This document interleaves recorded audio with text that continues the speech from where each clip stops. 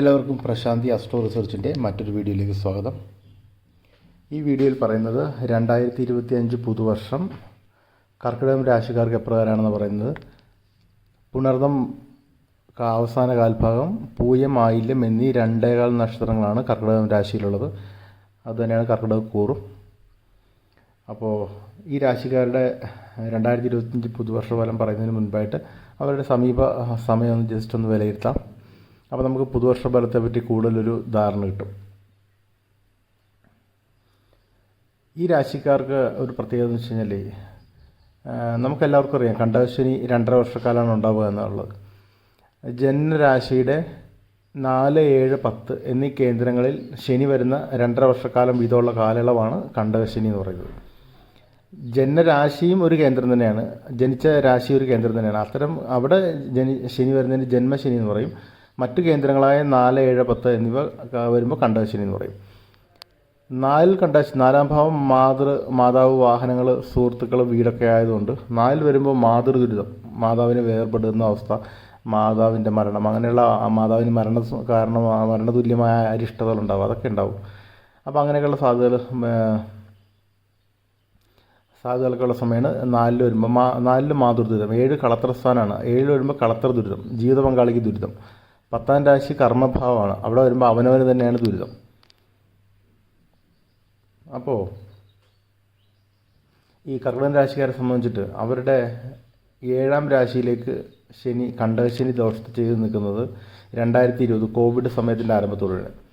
ഈ കോവിഡ് സമയത്തിൻ്റെ ആരംഭത്തോടെ കണ്ടകശനി തുടങ്ങി. ഈ 7-ലെ കണ്ടകശനിൻ്റെ ഒരു പ്രത്യേകത എന്ന് വെച്ചാൽ 7-ലെ കണ്ടകശനി 2.5 വർഷം കഴിഞ്ഞാൽ ഉടനെ തന്നെ അഷ്ടമശനി എന്ന് വേറൊരു ദോഷം ആരംഭിക്കാം. അപ്പോൾ ചുരുക്കി പറഞ്ഞാൽ 2.5 വർഷം നമുക്ക് ബുദ്ധിമുട്ടൊരു സമയമായിരിക്കും. 7 വന്നാലുള്ള പ്രത്യേകതയാണത്.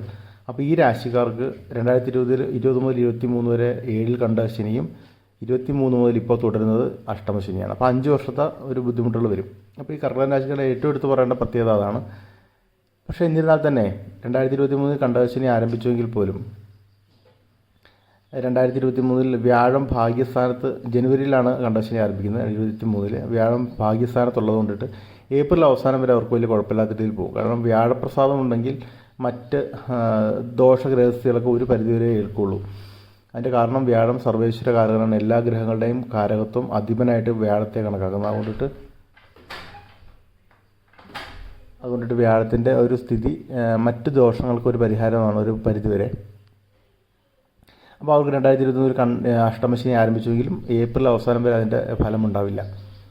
എന്നാൽ പിന്നീട് 2023 ഏപ്രിൽ അവസാനം, ഏപ്രിൽ 22-ാം തീയതിയോടെ വ്യാഴം കർമ്മഭാവത്തേക്ക് മാറും ഈ രാശിക്കാർ. അപ്പോൾ ഇവർക്ക് കർമ്മവ്യാഴം എന്നൊരു ദോഷം കൂടി വരുന്നു. അതോടൊപ്പം അഷ്ടമശനിയുണ്ട്. അപ്പോൾ അഷ്ടമശനിയും കർമ്മവ്യാഴമാണ് 2023 ഏപ്രിൽ മുതൽ 24 ഏപ്രിൽ അവസാനം വരെ. അപ്പോൾ കർമ്മവ്യാഴം എന്ന് വെച്ചാൽ തൊഴിൽ അനാവശ്യമായിട്ടുള്ള കുറേ തസ്തിക മാറ്റം, അല്ലെങ്കിൽ നമ്മൾ ജോലി ചെയ്യുന്ന ഒരു ഡിപ്പാർട്ട്മെൻറ്റ് മാറുക, കുറച്ച് കൂടുതൽ ഉത്തരവാദിത്തങ്ങൾ വരിക, വർക്ക് പ്രഷർ കൂടുക, തൊഴിൽ നമുക്കൊരു വർക്ക് ലൈഫ് ബാലൻസ് വേണം. ഇത്ര മണി വരെ ജോലി ചെയ്യുന്നു, ഇത്ര സമയം വരെ നമ്മൾ വീട്ടിൽ ചിലവഴിക്കുന്നു. ഈ വർക്ക് ലൈഫ് ബാലൻസ് ഇല്ലെങ്കിൽ എല്ലാം താളം തെറ്റും. അപ്പോൾ ഈ രാശിക്കാർക്ക് വളരെയധികം സമ്മർദ്ദം ഉള്ളത് കൊണ്ടിട്ട് അവർക്കും അവരുടെ വർക്ക് ലൈഫ് ബാലൻസൊക്കെ താളം തെറ്റി എപ്പോഴും പ്രഷറിലായിരുന്നൊരവസ്ഥ. കാരണം വർക്ക് ലോഡ് ചെയ്താൽ തീരില്ല, നമ്മൾ അവധി ദിവസങ്ങളും പോയി ചെയ്യേണ്ട അവസ്ഥ. അങ്ങനെയൊക്കെയുള്ള സാഹചര്യങ്ങൾ ഇവർക്ക് 2023 ഏപ്രിൽ മുതൽ 24 ഏപ്രിൽ വരെ ഉണ്ടായിരുന്നിരിക്കും. അതിന് കാരണം കർമ്മവ്യാഴം എന്ന അവസ്ഥയാണ്. കൂടത്തിൽ അഷ്ടമശനിയുണ്ട്. അങ്ങനെ, അപ്പോൾ അതാണ് അതിൻ്റെ ഒരു സാഹചര്യം. അപ്പോൾ എന്നാൽ പോലും ഈ വർഷം മെയ് 1-ാം തീയതിയോടുകൂടിയിട്ട് 2024 മെയ് 1 വ്യാഴം 11 എന്ന ലാഭസ്ഥാനത്തേക്ക് പോകുമ്പോൾ വീണ്ടും ഇവർക്ക് വ്യാഴപ്രസാദം ലഭിക്കുകയാണ്. 2, 5, 7, 9, 11 എന്നീ ഭാവങ്ങളിൽ വ്യാഴം ഗോചരാൽ ചന്ദ്രരാശിയിൽ നിന്ന് സഞ്ചരിക്കുമ്പോൾ വ്യാഴപ്രസാദമുണ്ട്. ആ സമയങ്ങളിൽ മറ്റ് ഗ്രഹദോഷങ്ങൾ ഒരു പരിധിയിൽ കൂടുതൽ അഫക്റ്റ് ചെയ്യില്ല. അപ്പോൾ ഇവർക്ക് അഷ്ടമശനി ഉണ്ടെങ്കിൽ പോലും ഈ ഏപ്രിൽ മുതൽക്ക് ഇവർക്ക് ഒരു മനപ്രസാദം, ഏപ്രിൽ അവസാനത്തോടുകൂടി, മെയ് 1-നാണ് ട്രാൻസിറ്റ്, അവർ ഏപ്രിൽ മുതൽക്ക് തന്നെ ഫലങ്ങൾ ആരംഭിച്ചു തുടങ്ങും. മനപ്രസാദം, ഒരു മുഖത്തിനും ഒരു തെളിച്ചം, ഒരു വിനോദയാത്ര സുഹൃത്തുക്കളായിട്ട് പോകാൻ കഴിയുക, അങ്ങനെയൊക്കെ ഒരു സമ്മർദ്ദമില്ലാത്തൊരവസ്ഥ, ജോലിയിൽ കുറച്ചുകൂടെയൊക്കെ റിലാക്സ് ആവുക, കുടുംബത്തെ അവസ്ഥകൾ, നമ്മുടെ സാമൂഹികമായിട്ടുള്ള നമ്മുടെ സ്റ്റാറ്റസ് ഒന്ന് അല്പം മെച്ചപ്പെടുക, സൽക്കാരങ്ങളിലും വിരുന്നുകളിലൊക്കെ പങ്കെടുക്കാൻ കഴിയുക, അങ്ങനെ പൊതുവിൽ മാനസിക സന്തോഷമൊക്കെ, നമ്മുടെ ശരീരത്തിൻ്റെ ആരോഗ്യ സംരക്ഷണത്തിന് വേണ്ടി ഫിറ്റ്നസ് സെൻറ്ററിൽ പോയി ജോയിൻ ചെയ്യാനൊക്കെ തോന്നുന്നൊരു സമയം, ആരോഗ്യം മെച്ചപ്പെടുത്താനായിട്ട്. അപ്പോൾ നമുക്ക് ഫ്രീ ടൈം ഉണ്ടെന്നുള്ളതാണ് എൻ്റെ കാരണം. നമുക്ക് ഫ്രീ ടൈമിൽ ജോലിയിൽ ടയർഡാണ്, അതൊന്നും കർമ്മവ്യാഴമുള്ളപ്പോൾ അതൊന്നും ആലോചിക്കാൻ കൂടെ പറ്റില്ല. ഇപ്പോൾ അത് മാറി അങ്ങനെ ഒരു ഫിറ്റ്നസ് ട്രെയിനിങ്ങോ ഒരു യോഗയോ മെഡിറ്റേഷനോ എയറോബിക്സോ അങ്ങനെയൊക്കെ പോകാനൊരു താല്പര്യം, അതിനുള്ള അവസരം ഉണ്ടായി വരിക, അതൊക്കെ ഒരു നല്ല സമയത്തിൻ്റെ സൂചനയാണ്. ആരോഗ്യ സംരക്ഷണം അങ്ങനെയൊക്കെ ഒരു ഉല്ലാസത്തിലൊക്കെ പോകാനുള്ള സമയം, അങ്ങനെയൊക്കെ ഒരു സമയത്തിലൂടെയാണ് ഈ രാശിക്കാർ മെയ് മാസം ആദ്യം മുതൽക്ക് മെയ് ജൂൺ ജൂലൈ വരെ കടന്നു പോയിട്ടുണ്ട്. എന്നാൽ ജൂലൈയോടുകൂടി കാര്യങ്ങൾക്ക് അല്പം ബുദ്ധിമുട്ടുകൾ വരും. കാരണം അഷ്ടമശനിയുടെ വക്രഗതി വരുമ്പോൾ ശനിയുടെ പാപന്മാരുടെ വക്രം മോശവും ശുഭന്മാരുടെ വക്രം നല്ലതുമാണ്. അപ്പോൾ അങ്ങനെ ചെറിയൊരു അരിഷ്ടതകൾ വരാം. എന്നാലും അത് അത്ര കാര്യമായിരിക്കില്ല. കാരണം വ്യാഴത്തിൻ്റെ സ്ഥിതി അനുകൂലമായതുകൊണ്ട് അത് നമുക്ക് ഒരു നേരിയ നമുക്ക് ചിലപ്പോൾ എക്സ്പീരിയൻസ് ചെയ്തില്ലെന്ന് വരും. അപ്പോൾ ജൂലൈ മുതൽക്ക് ചെറിയൊരു അരിഷ്ടതകൾക്ക് സാധ്യതയുണ്ട്. എങ്കിൽ പോലും ഒക്ടോബർ 9-ാം തീയതി വ്യാഴം വക്രഗതിയിൽ പോകുമ്പോൾ അതൊരു ബുദ്ധിമുട്ടേറിയ വീണ്ടും കർമ്മവ്യാഴത്തിൻ്റെ അവസ്ഥ. അപ്പോൾ ഒക്ടോബർ മാസം മുതൽ ഈ രാശിക്കാർക്ക് വീണ്ടും വർക്ക് പ്രഷർ, വർക്ക് ലോഡ് കൂടുക, അങ്ങനെയുള്ള ബുദ്ധിമുട്ടുകളൊക്കെ വന്ന് ഇരിക്കുന്ന സമയമാണ് ഇപ്പോൾ നിലവിലുള്ളത്. എന്നിരുന്നാൽ തന്നെ ശനി വീണ്ടും നേർഗതിയിൽ നവംബർ 15-ന് നേർഗതിയിൽ വന്ന് വീണ്ടും അഷ്ടമശനി ദോഷത്തെ ചെയ്യുന്നുണ്ട്. അപ്പോൾ ചെറിയൊരു രീതിയിലുള്ള വർക്ക് പ്രഷറുണ്ട്.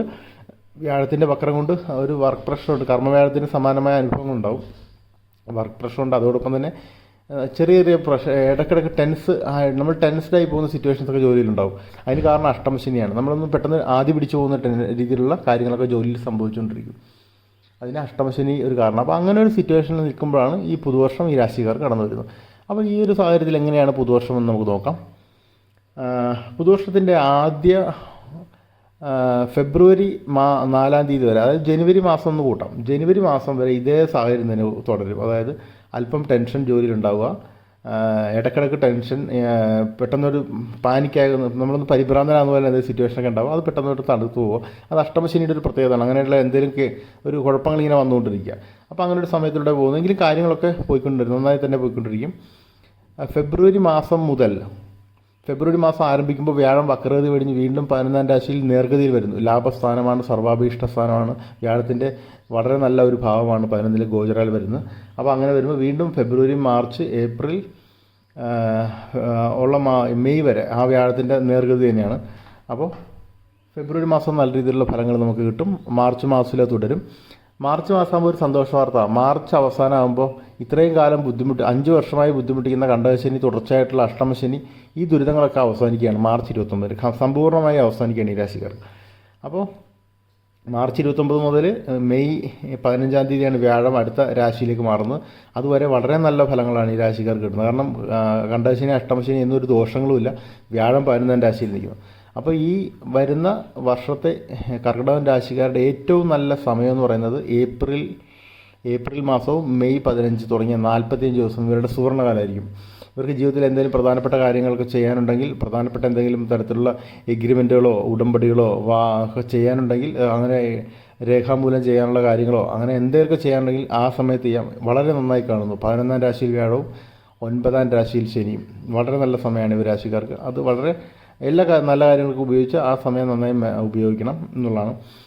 എന്നാൽ അതിനുശേഷം മെയ് 15-ന് വ്യാഴം വീണ്ടും അതിൻ്റെ രാശിമാറ്റം വരുന്നത് 12 എന്ന ഭാവത്തിലേക്കാണ്. വ്യയ ശയന പതനസ്ഥാനമായിട്ടുള്ള ഭ്രംശനം എന്നൊക്കെ പറയാം.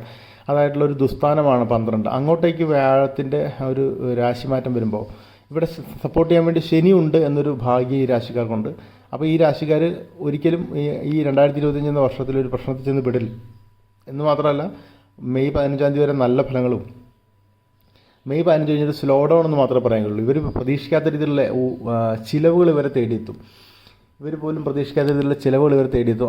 അതിന് കാരണം ചിലപ്പോൾ ഒരു പുതിയൊരു വീട് വാങ്ങിച്ച് അങ്ങോട്ട് മാറേണ്ടി വരും, പുതിയൊരു വാഹനം വാങ്ങിക്കേണ്ടി വരും. അങ്ങനെ നമ്മുടെ ആഡംബരമായിട്ട് ബന്ധപ്പെട്ട നമ്മുടെ ജീവിത ലൈഫ് സ്റ്റൈൽ ചേഞ്ച് ചെയ്യുന്നതുമായിട്ട് ബന്ധപ്പെട്ട ചിലവുകൾ കാരണം ഇവർക്ക് ഒരു പരിധി കൂടുതൽ ചിലവായി പോകുന്നതായിട്ട് മനസ്സിലാവും.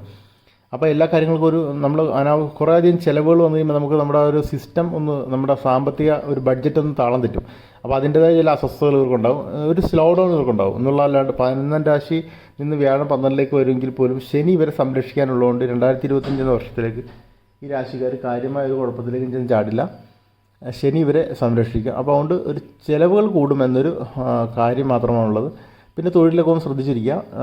വ്യാഴത്തിൻ്റെ ദുസ്ഥാനമാണ് 12. എങ്കിൽ പോലും കാര്യമായ പ്രതിസന്ധികൾ ഇല്ലെങ്കിൽ പോലും ഒന്ന് കരുതിയിരിക്കുക. മെയ് 15-ാം തീയതി കഴിഞ്ഞു കഴിഞ്ഞാൽ, അതിൻ്റെ പരിഹാരാർത്ഥം ശ്രീകൃഷ്ണ സ്വാമിക്ക് വ്യാഴാഴ്ച ശ്രീകൃഷ്ണ ക്ഷേത്രം സന്ദർശിച്ച് ഒരു മഞ്ഞപ്പട്ട് നടക്കി വെച്ച് പ്രാർത്ഥിക്കുക.